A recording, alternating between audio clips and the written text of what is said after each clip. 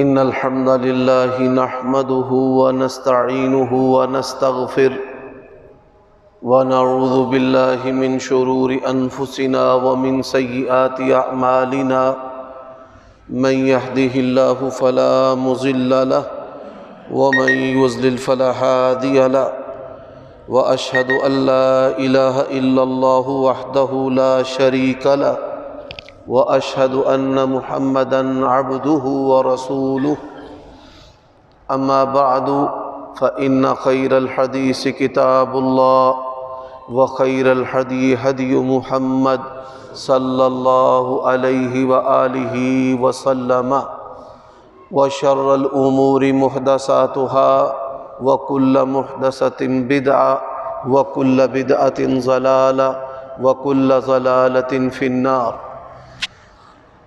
اللهم صل وسلم على نبينا محمد وبارك وسلم وصل عليه أعوذ بالله السميع العليم وبوجهه الكريم وسلطانه القديم من الشيطان الرجيم يا أيها النبي إنا أرسلناك شاهدا ومبشرا ونذيرا وداعيا إلى الله بإذنه وسراجا منيرا۔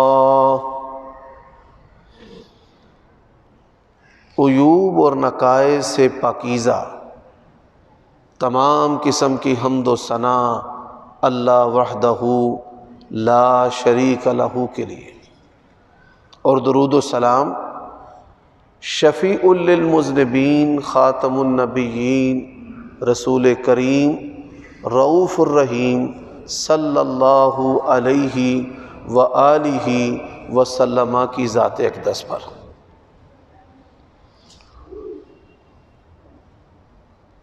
آپ یہ بات بخوبی جانتے ہیں کہ نبی علیہ الصلاۃ والسلام کی سیرت کو اپنایا جاتا ہے، منایا نہیں جاتا۔ منانے سے اپنانے کا جو مقصد ہے وہ فوت ہو جاتا ہے، اور نبی علیہ الصلاۃ والسلام کی بعثت کا مقصد ہی اللہ تعالیٰ کی اطاعت اور آپ صلی اللہ علیہ وآلہ وسلم کی کامل سچی تابعداری کرنا ہے۔ جو انسان جتنے اخلاص سے رسول اللہ صلی اللہ علیہ وآلہ وسلم کی سیرت کو اپنائے گا، اتنی ہی زیادہ وہ کامیابیاں دنیا و آخرت میں سمیٹے گا۔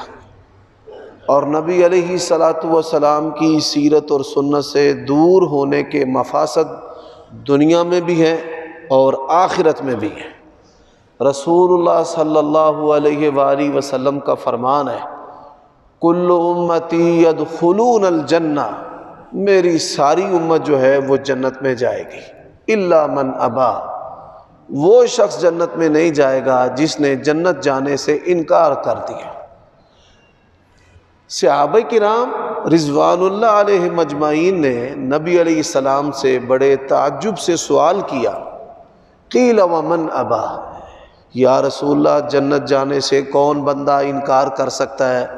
قال من اطاعنی دخل الجنہ ومن عصانی فقد ابا، جو میری فرما برداری کرے گا وہ تو جنت میں جائے گا، اور جو میری نافرمانی کرے گا اس نے جنت جانے سے انکار کر دیا۔ اب نبی علیہ الصلاۃ والسلام کی سیرت کا ابتدائی طور پر ہمارے نام جو پیغام ہے وہ مسلمان پر مسلمان کے 6 حق ہیں، جن کی مثال دنیا کے کسی مذہب کے اندر موجود نہیں ہے۔ اسلام کی دعوت غیر مسلم کے سامنے رکھنے کے لیے یہ حدیث سب سے جامع اور مانع ہے، اللہ تعالیٰ کی توفیق و فضل سے۔ اب مسلمان کے جو مسلمان پر 6 حق ہیں، ان میں سے 3 آپ سماعت فرما چکے ہیں کہ ان میں سے پہلا حق ہے السلام علیکم کہنا، السلام علیکم، اور پھر اس کا جواب اور اس کے متعلقات۔ دوسرا حق ہے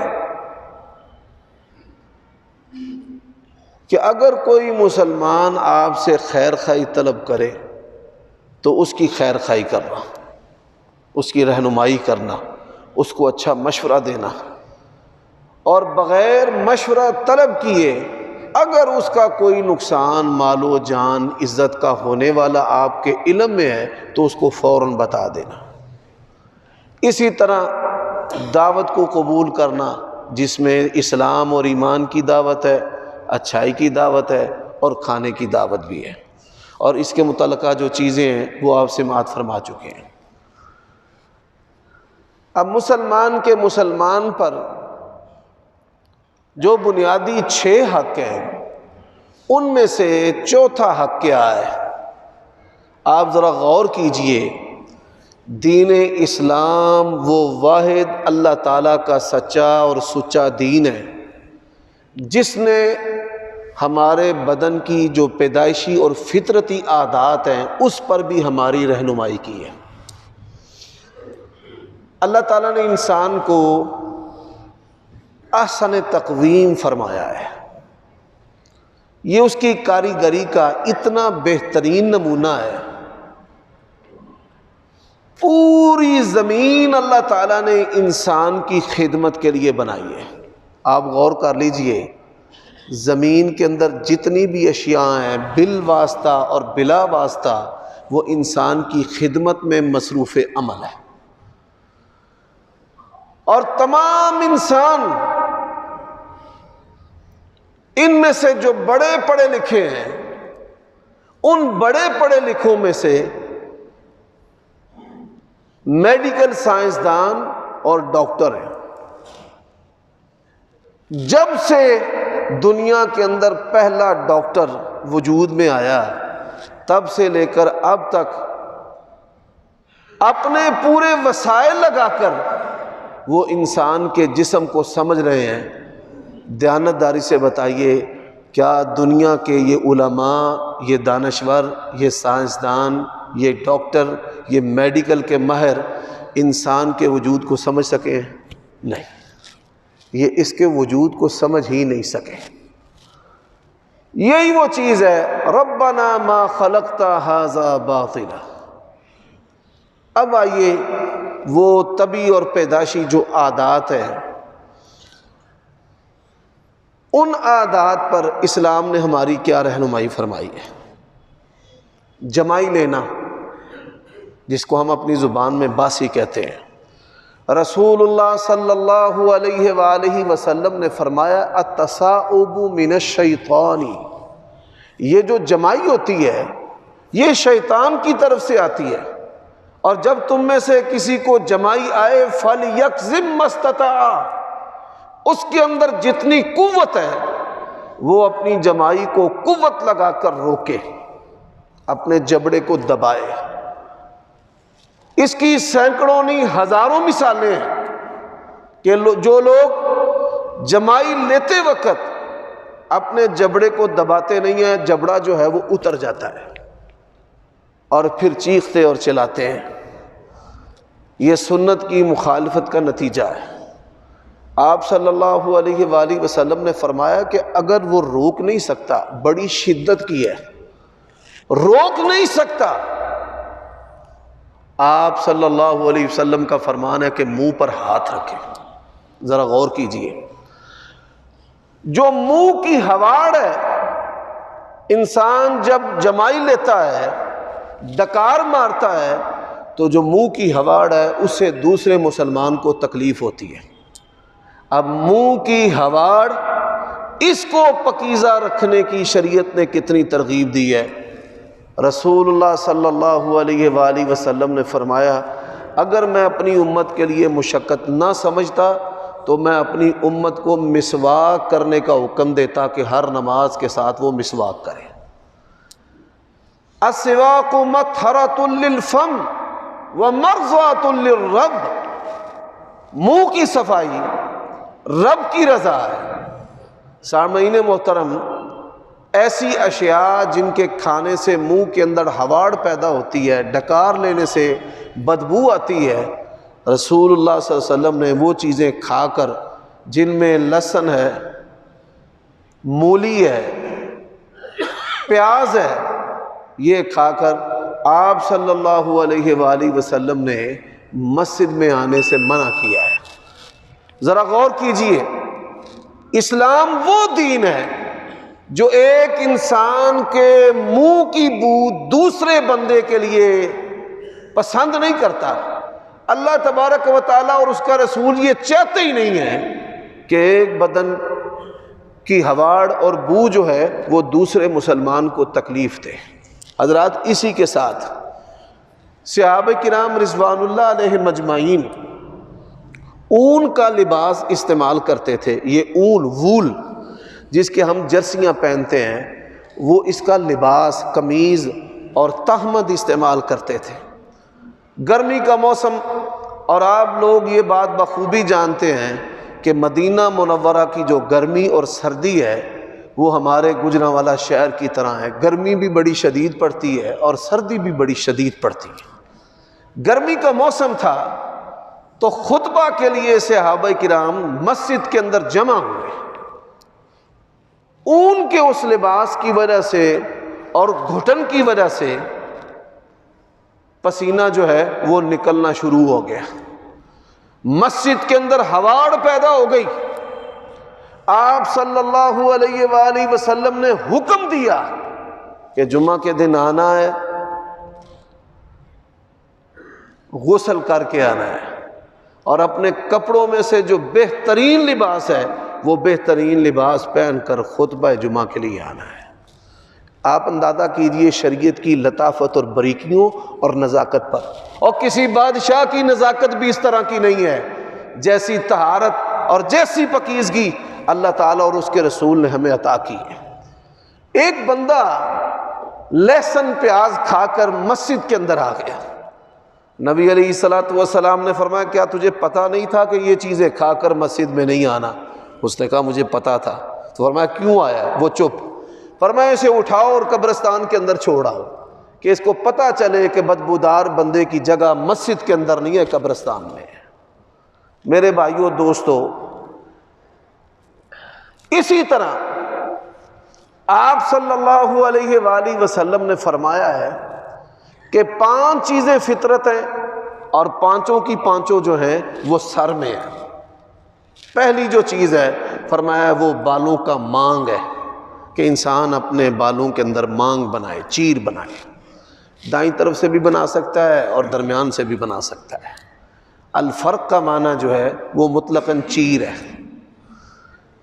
اسی طرح مونچھوں کو پست کرنا، مونچھیں کینچی کے ساتھ پست کرنا، اتنی پست کرنا کہ وہ منڈی ہوئی معلوم ہو۔ صحابہ کرام کی اکثریت اس کو پسند کرتی تھی، اور بعض لوگوں کا چہرہ جو ہے وہ مونچھ کے ساتھ پھبتا ہے، اچھا لگتا ہے، تو ان کو چاہیے کہ وہ اپنی جو مونچھ ہے اس کے طرف کو رکھ لیں اور نیچے سے اس کو کٹا دیں۔ یہ شریعت کی رہنمائی ہے۔ اسی طرح داڑھی کا بڑھانا یہ بھی فطرت میں شامل ہے، اور اسی طرح منہ کی صفائی کرنا۔ سامعین محترم، آپ ایک تجربہ کر کے دیکھیں اور آپ حیران ہو جائیں گے کہ نبی علیہ الصلوۃ والسلام کے اس فرمان میں ہمارے لیے کتنی حکمت اور صحت ہے۔ آج کل ماسک لگانے کا دور ہے۔ آپ جب اٹھیں نہار منہ ماسک، نیا ماسک لے کر آپ لگا لیں، آپ سے آپ کے اپنے بدن کی جو ہواڑ ہے وہ ہواڑ برداشت نہیں ہوگی، آپ کو اتنی بو آئے گی، اپنی ہواڑ سے اتنی بو آئے گی۔ اس لیے رسول اللہ صلی اللہ علیہ وسلم نے فرمایا کہ منہ کی صفائی کرنا یہ فطرت ہے۔ اور ناک کی صفائی، آپ نے دیکھا کئی بندوں کے ناک کے بال اتنے اتنے بڑے ہوتے ہیں، درندوں کی طرح باہر آئے ہوتے ہیں، اور علائشیں اس کے ساتھ لٹک رہی ہوتی ہیں۔ ایسے ہی دانتوں کی صفائی کا خیال نہ رکھنا۔ تو یہ وہ چیزیں ہیں کہ جن کی صفائی کا خیال نہ رکھنا یہ بھی گناہ کے اندر شامل ہے، گناہ ہے۔ منہ کی صفائی رکھنا اور اسی طرح ناک کی صفائی رکھنا، اس کو بھی نبی علیہ الصلوۃ والسلام نے فطرت میں شمار کیا ہے۔ حضرات، میں کچھ باتیں اشارتاً کرنا چاہتا ہوں، جو لوگ عقل مند اور دانا ہیں وہ میرے اشارے کو سمجھ جائیں گے۔ اللہ تعالیٰ نے ہمارے معدے کے دو سوراخ رکھے ہیں، ایک جس سے ہم کھاتے ہیں اور ایک جس سے ہم نکالتے ہیں۔ یہودیوں کی یہ خصلت تھی کہ وہ گوز ہوا مارنے کے بعد کہکے لگا کر ہنستے تھے، یہ یہودیوں کی عادت تھی۔ نبی علیہ الصلوۃ والسلام نے فرمایا کسی مسلمان کے لیے یہ لائق نہیں ہے کہ وہ ہوا خارج کرے اور پھر مسکرائے اور دانت نکالے۔ اگر اس کو ایسی پریشانی لاحق ہے تو وہ مجلس سے دور جا کر، نہ کہ مجلس کے اندر، کہ نہ وہ خود ہنسے اور نہ لوگوں کو ہنسائے، نہ خود اس کو کراہت آئے اور نہ لوگوں کو کراہت آئے۔ ایسی اگر اسے پریشانی لاحق ہے تو وہ مجلس سے نکل جائے اور مجلس سے نکل کر کے اپنی ہوا کو خارج کرے۔ اللہ تعالیٰ اور اس کے رسول نے پیڑ سے نکلنے والی جو ہوا ہے اس کے بارے میں ہمیں احکام عطا کیے۔ آپ کسی عیسائی سے کہیں جاؤ اپنی کتاب سے منہ اور پیٹھ کے احکام ہی لے آؤ، سانس کے، ہواڑ کے اور ہوا مارنے کے بارے میں ہی اللہ اور اس کے رسول کی اپنی شریعت کی کوئی چیز لے آؤ۔ ایتونی بکتاب من قبل ھذا او وصارۃ من علم، اللہ کی قسم ہے یہ دین اسلام کی سچائی اور حقانیت اور جامعیت اور کامل ہونے کی نشانی ہے کہ اس نے ہماری مکمل رہنمائی کی۔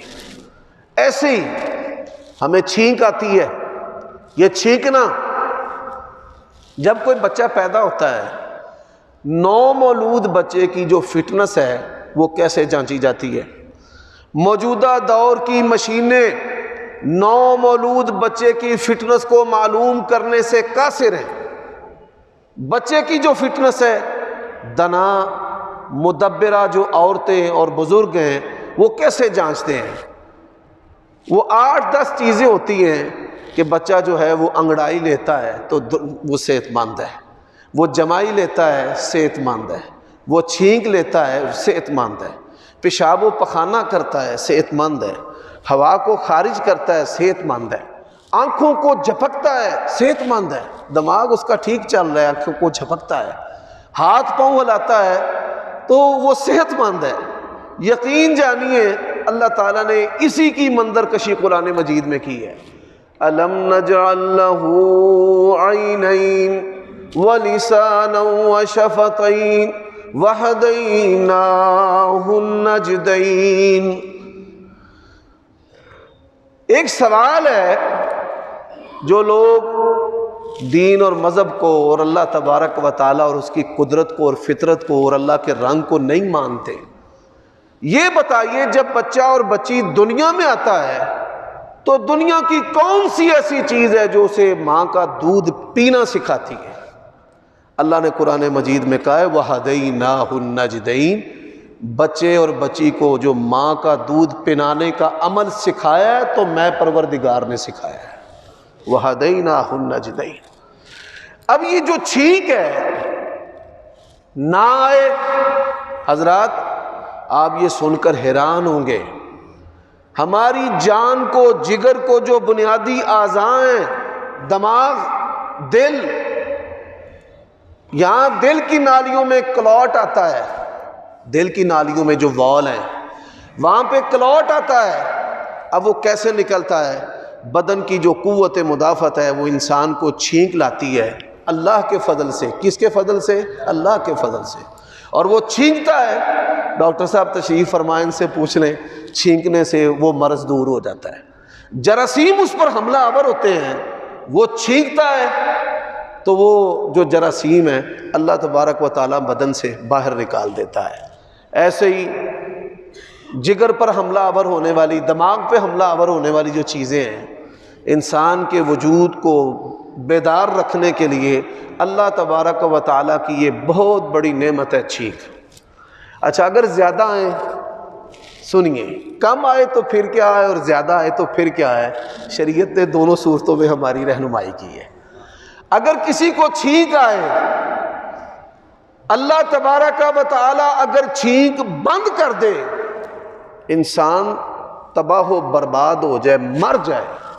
اطباء نے اپنی کتابوں میں لکھا ہے پرانے دور کے اندر جس طرح سیونک کیڑا تھی، اس طرح انسان کے بدن کے اندر کیڑے پڑ جاتے تھے، ناک اور دماغ پر اور حلق میں اور اس کے پھپھڑوں پر، اور پھر کیا ہوتا تھا، اس کو چھینکیں نہیں آتی تھی۔ اس مرض سے نجات دینے کے لیے دوائیاں بنائی گئیں کہ اس کو چھینکیں آئیں، اور جب انسان زندگی اور موت کی کشمکش میں ہوتا ہے، زندگی موت کی کشمکش میں یہ واقعہ آپ کو پہلے بھی سنا چکا ہوں، امریکہ کے اندر ایک شخص کی جو آنکھ کی یہ پتلی ہے، اس کی حرکت بند ہو گئی ایسے۔ اب ڈاکٹروں نے کیا کیا، یہاں پر اس کو ٹیپ لگا دی۔ جب اس نے دیکھنا ہوتا ایسے ٹیپ کے ساتھ پتلی کو جوڑ لیتا، پھر آنکھیں پانی سے بھر جاتی اور وہ اپنی پتلیاں ٹیپ سے اتار لیتا۔ بڑا مالدار شخص ہے، اور دنیا میں میڈیکل سائنس کا جن ملکوں میں توتی بولتا ہے ان میں امریکہ کا شمار ہے، لیکن سارے ڈاکٹر بے بس ہیں۔ کسی نے اسے کہا کہ اگر کوئی ڈاکٹر تیرے اس مرض کا یقینی طور پر علاج کرے تو اسے کیا انعام دے گا؟ اس نے کہا میں ساری دولت اسے دے دوں گا، میری صرف یہ آنکھ کی پتلی کی حرکت بحال کر دے۔ انسان تو اس کا شکر ادا نہیں کر سکتا۔ تو چھینک لانے کے لیے پھر کیڑے پڑ گئے تو طبیب نے اس کو دوائی دی اور اس نے چھینکنا شروع کیا تو جو کیڑے تھے وہ بدن سے باہر نکلنا شروع ہو گئے۔ سامعین محترم، گزشتہ دنوں میری والدہ، اللہ تعالیٰ ان کو صحت دے، آپ سب کے عزیزوں کو اللہ بیمار جتنے بھی ہیں سب کو صحت دے، ان کو دل کا عارضہ تھا۔ ایک کیفیت ایسی تھی کہ ڈاکٹروں نے ایک دوائی ان کے ناک میں لگانے کے لیے دی۔ اس کا مقصد کیا تھا؟ وہ چھینک لاتی تھی۔ وہ کہتے تھے کہ جتنی ان کو چھینکیں آئیں گی اتنا ہی ان کے دل کی نالیوں کے لیے بہتر ہوگا۔ میں نے کہا سبحان اللہ، ربنا ما خلقت ھذا باطلا سبحانک فقنا عذاب النار۔ اللہ ساری زندگی سجدے میں پڑھ کے تیری تعریف حمد و ثنا کریں، ہم تو ایک چھینک اور ایک جمائی کا احسان نہیں ادا کر سکتے۔ اچھا، اگر چھینک آئے تو آپ کو پتہ ہے، میں نے بتایا مختصر کہ بڑی ساری بیماریوں کا اللہ نے اسے علاج رکھا ہے۔ تو جب علاج ہو تو کس کا شکر کرنا چاہیے؟ نبی علیہ السلام نے فرمایا اسی وجہ سے جس بندے کو بھی چھینک آئے وہ کیا کہے؟ الحمدللہ، اللہ تیرا شکر ہے کہ تو نے مجھے اس نعمت کے ذریعہ کئی بیماریوں سے بچایا ہے۔ حضرات، یہ کرونا کی جو وبا آئی ہے، آپ یہ سن کر حیران ہوں گے، انسان جب سانس لیتا ہے اور سانس کو باہر نکالتا ہے 60,000 بیکٹیریا وہ اندر لے کر جاتا ہے اور 60 سے 80,000 بیکٹیریا وہ باہر نکالتا ہے۔ اتنا بیکٹیریا، اور بیکٹیریا آپ کو پتہ ہے کہ وہ جاندار چیز ہے جو الیکٹرو مائکروسکوپ، جو ٹیلیسکوپ جو ہوتی ہے، اسکوپ کے ساتھ اس کو دیکھتے ہیں۔ 60,000 80,000 یہ ایک سانس ہے۔ خلیفہ ہارون رشید بہت بڑی بادشاہت اور بڑا علم دوست اور بڑا علماء اور فلاسفروں اور سائنسدانوں کا حلقہ تھا، بڑے بڑے طبیب اور ڈاکٹر اس کے قرب و جوار میں تھے۔ تو اسے کسی نے پوچھا کہ اگر تیرا پیشاب بند ہو جائے، تیرا پیشاب جو ہے وہ بند ہو جائے، مثانہ کام نہ کرے، گردے کام نہ کریں، تو کیا کرے گا؟ اس نے کہا کہ میں اپنی آدھی جو سلطنت ہے نا اس کو دے دوں گا کہ بھائی اس کو چالو کر۔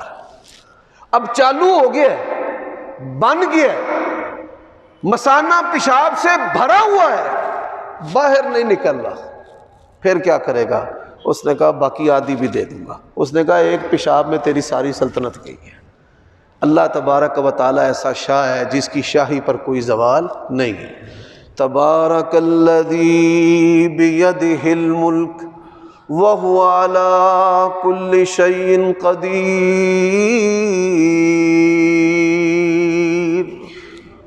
یہ اللہ کی شان ہے۔ اچھا جی وہ چھینک آتی ہے، اللہ کی بڑی نعمت ہے تو اس پر شکر ادا کرنا چاہیے۔ تو جو سنتا ہے وہ کیا کہے؟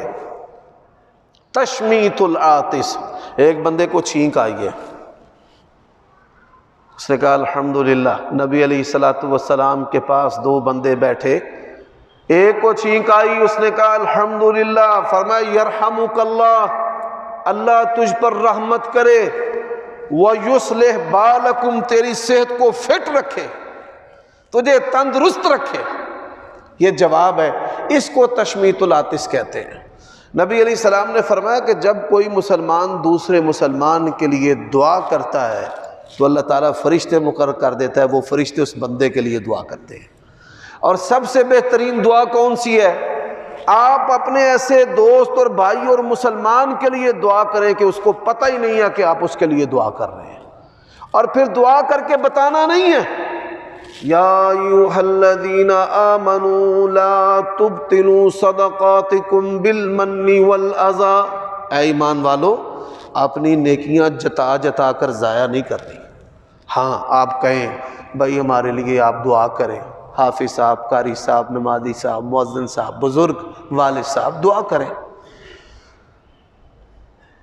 اور دعا کرنی چاہیے۔ اس کا فائدہ کیا ہوتا ہے؟ نبی علیہ السلام نے فرمایا کہ بندہ بندے کے لیے دعا کرتا ہے اور فرشتے اس دعا کرنے والے کے لیے دعا کرتے ہیں کہ یا اللہ بے لوث اس کے لیے دعائیں کر رہا ہے، پروردگار تو اس کے لیے بھی خیر کر۔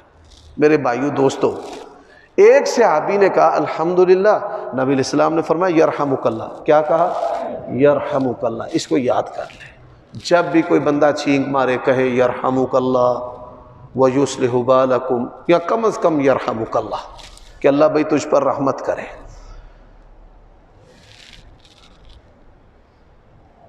میرے بھائیو دوستو، یرحمک اللہ۔ اب اس کے بعد دوسرے بندے کو بھی چھینک آئی، وہ خاموش رہا تو نبی علیہ السلام بھی خاموش رہے۔ اس نے کہا یا رسول اللہ صلی اللہ علیہ وسلم، آپ نے اس کو جواب دیا، مجھے جواب کیوں نہیں دیا؟ رسول اللہ صلی اللہ علیہ وسلم نے فرمایا اس نے الحمدللہ کا، اور الحمدللہ کہنے پر میں نے اس کو جواب دیا یرحمک اللہ، تجھ پہ کون رحمت کرے؟ اللہ، یرحمک اللہ۔ اس کو الحمدللہ یرحمک اللہ، اس سے بھی آگے ہے کہ جس کو چھینک آئی ہے وہ کہے یہدیکم اللہ ویصلح بالکم۔ اس حدیث کی تصحیح فرما لیں، الحمدللہ چھینک مارنے والا، جواب دینے والا یرحمک اللہ، پھر چھینک مارنے والا یہدیکم اللہ ویصلح بالکم۔ بھائی اللہ تعالیٰ تیری رہنمائی کرے اچھائی کی طرف، اور اللہ تعالیٰ تجھے صحت مند اور تندرست رکھے۔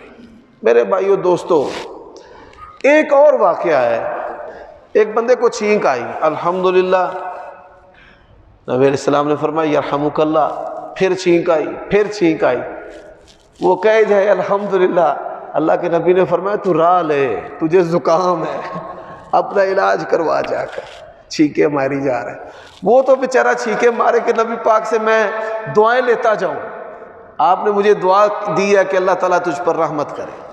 میرے بھائیو دوستو،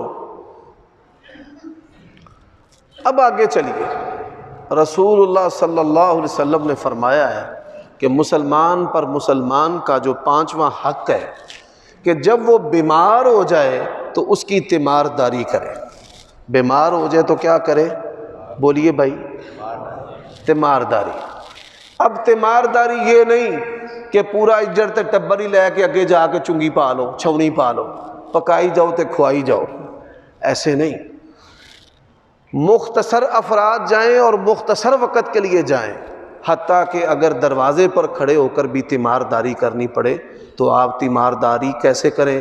لا بأس طہور انشاءاللہ، لا بأس طہور انشاءاللہ۔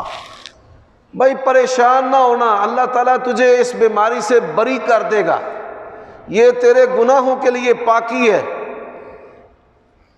ڈاکٹر نہیں بننا۔ ہر پاکستانی جو ہے وہ ڈاکٹر ہے، وہ وکیل بھی ہے، اور پھر وہ مفتی بھی ہے، اور پھر راتوں رات اس کو امیر ہونے کا شوق بھی ہے۔ تو ایسے ہی جا کر مشورے نہیں دینے بھائی فلانا نسخہ کھا، وہ کھائے تو مر جاوے۔ نبی علیہ السلام نے فرمایا من تببب بغیر علم فہو ضامن، بغیر علم کے جس نے نسخہ بتایا اور استعمال کیا اور اس کا نقصان ہوا تو قیامت والے دن اس بندے سے نقصان بھرا جائے گا۔ آپ نے اگر نسخہ بتایا اور کھانے والے کا نقصان ہو گیا تو یاد رکھیے قیامت والے دن اس کا بڑا سخت مواخذہ ہوگا۔ ایسے ہی ان ڈاکٹروں کو بھی سوچنا چاہیے جو امریکہ، کینیڈا اور سری لنکا اور چائنا کے جو ٹرپ ہیں اور کاریں اور بنگلے اور گاڑیاں اور پرسنٹیج، اس کے عوض میں کمپنیوں کی دوائیاں لکھ لکھ کر دیے جا رہے ہیں، اور وہ یہ سوچتے بھی نہیں ہیں کہ کیا یہ پر اثر ہیں، فائدہ دیتی ہیں یا نقصان دیتی ہے۔ میرے بھائیوں دوستو، دعائیں بتائیں اس کو جو بیمار ہوا ہے، اس کو دعا بتائیں کہ بھائی پڑھ لا الہ الا انت سبحانک انی کنت من الظالمین، اذہب الباس رب الناس واشفی انت الشافی لا شفاء الا شفاؤک شفاء لا یغادر سقما۔ اور ایک مؤثر ترین دوائی ہے، یہ انسانوں کی بنائی ہوئی اور دریافت دوائیاں فائدہ نہیں دیتی۔ اللہ سے کہا کریں اللہم اشفہا شفاء من شفائک، اے اللہ اپنی شفا سے شفا دے اور اپنی دواؤں سے تو ہی دعا عطا فرما۔ اللہ تعالیٰ پھر بندے کو غیب سے دوا بھی دیتا ہے، جیسے اللہ غیب سے بندے کو غذا دیتا ہے، ایسے بندہ پروردگار جو ہے وہ اپنے بندے کو غیب سے دوا بھی عطا کرتا ہے۔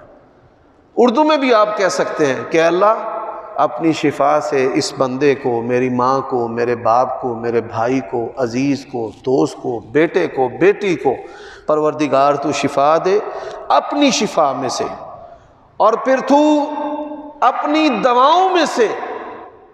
اللہ تبارک و تعالی وہ جب چاہتا ہے وہ کہتا ہے کن، ٹھیک ہو جا، کن فیکون۔ جب اللہ کہتا ہے ہو جا تو کیا ہوتا ہے؟ ہو جاتا ہے۔ ایمان کی کمزوری جو ہے وہ نہیں بندے کو لاحق ہونی چاہیے۔ میرے بھائیوں ہوتا کیا ہے، تیمارداری کرنا کیسا عمل ہے؟ صحیح بخاری میں حدیث آتی ہے، آپ کی دکان ہے، مکان ہے، 4 چیزیں اگر روزانہ آپ نے کی ہیں تو جنت آپ کی۔ کیسے؟ رسول اللہ صلی اللہ علیہ وسلم نے فرمایا آج کس نے روزہ رکھا ہے، اور یہ موسم بہار ہے، روزے داروں کے لیے، تہجد گزاروں کے لیے، دن ٹھنڈے ہیں، اتنا ٹھنڈا دن ہے، روزے رکھیں، راتیں لمبی ہیں، تہجد پڑھیں۔ ابو بکر صدیق رضی اللہ تعالیٰ عنہ کھڑے ہو گئے، کہنے لگے یا رسول اللہ میں نے روزہ رکھا ہے۔ فرمایا آج کے دن کس نے مسکین کو کھانا کھلایا ہے؟ وَيُطْعِمُونَ الطَّعَامَ عَلَىٰ حُبِّهِ مِسْكِينًا وَيَتِيمًا وَأَسِيرًا إِنَّمَا نُطْعِمُكُمْ لِوَجْهِ اللَّهِ لَا نُرِيدُ مِنْكُمْ جَزَاءً وَلَا شُكُورًا۔ کس نے آج مسکین کو کھانا کھلایا ہے؟ ابو بکر صدیق نے کہا کہ میں نے۔ او بھائی کتنی سردی ہے، کیا تو نے غور کیا ہے کتنی آبادی ہے غریبوں کی؟ تاریخ میں پہلی مرتبہ سبزیاں جو ہیں وہ مہنگی ہیں اور پھل جو ہیں وہ سستے ہیں۔ پھل لیتا ہی کوئی نہیں، لوگوں کے پاس کچھ ہو تو بیچارے کھانے پینے کی جو ضروریات ہے وہ نہیں پوری ہو رہی۔ اللہ اپنے فضل سے دعا کرے پوری فرما دے۔ تو آج کس نے مسکین کو کھانا کھلایا ہے؟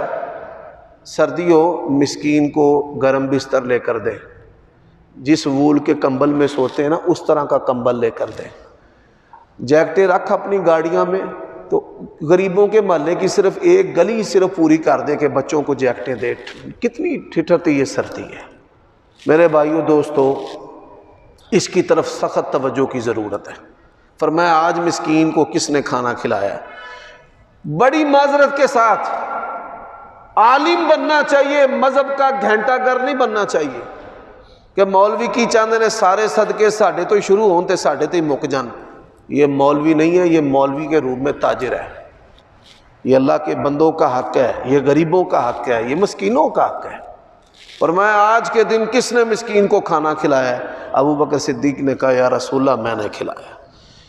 کہا آج کس نے نماز جنازہ پڑھی ہے؟ یہ مسلمان کا مسلمان پر چھٹا حق ہے. کس نے پڑھی ہے؟ یا رسول اللہ میں نے پڑھی ہے. فرمایا آج بیمار کی تیمارداری کس نے کی ہے؟ یا رسول اللہ میں نے کی ہے. فرمایا جس بندے کے اندر یہ چار چیزیں پائی جائیں، اکٹھی ہو جائیں، اس کا ٹکانا پکا جنت ہے. تو یہ مسلمان کے مسلمان پر بنیادی حقوق میں یہ چیز شامل ہے کہ بیمار کی تیمارداری کرے. جو تیمارداری کرنے والا ہے وہ بھی سن لے، قدم قدم کے بدلے یہ کئی بیماریاں ہمارے اوپر کیوں آتی ہیں، سن کر آپ حیران ہوں گے. جو بندہ اپنے ماں باپ کے لیے دعائیں نہیں نہ کرتا، اللہ اس کی دعائیں قبول نہیں کرتا، پاویں بندہ 100% ٹھیک ہو گئے. دعاؤں کی ناقبولیت کی وجہ بھی ہے ماں باپ کے لیے دعائیں نہ کرنا.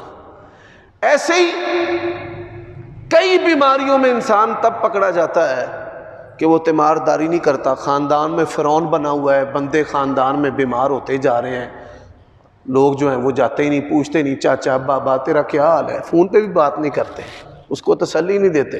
اور واللہ العظیم میں نے بیماری کے ایام میں اپنے بزرگوں کو دیکھا ہے، کئی دوستوں کو دیکھا ہے، ان کو حسرت ہوتی ہے، خواہش ہوتی ہے کہ لوگ ہم سے ملیں، ہمارا حال پوچھیں، ہمیں تسلی دیں اور ہمیں خیریت اور اس طرح کے کلمات اور دعاؤں کے ساتھ تسکین دیں.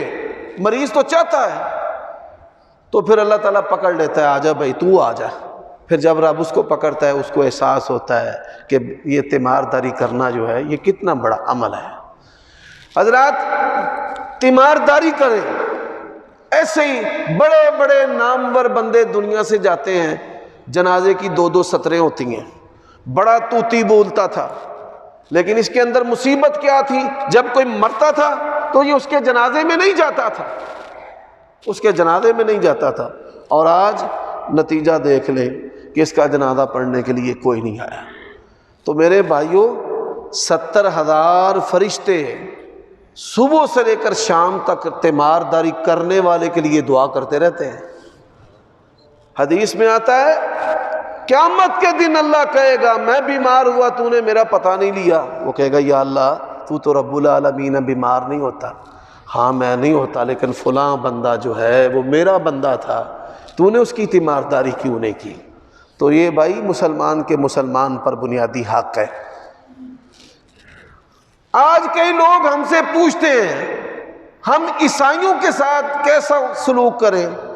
میں کہتا ہوں بھائی عیسائیوں کے ساتھ آپ ایسا سلوک کریں کہ وہ مسلمان ہو جائیں، وہ آپ کی اچھائی کے معترف ہو جائیں. تیمارداری کی کس کی؟ یہودی بچے کی. رسول اللہ صلی اللہ علیہ وسلم نے، یہودی بچہ بیمار ہو گیا، اللہ کے نبی چلے گئے. اب مسلمانوں کے بادشاہ بھی ہوں، نبی بھی ہوں، جن کی انگلی چاند کے 2 ٹکڑے بھی کرے، وہ ماڑے جے کہ یہودی دے گھر ٹر جان، ان کے تو پاؤں ہی زمین پر نہیں لگتے تھے. بچہ بڑا خوش ہوا، آپ نے فرمایا یہ بتا سچ سچ تیری تورات کے اندر میرا ذکر ہے؟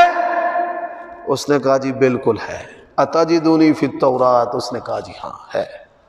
فرمایا اچھا ہے تو پڑھنا میرا کلمہ اشہد ان لا الہ الا اللہ واشہد ان محمد رسول اللہ.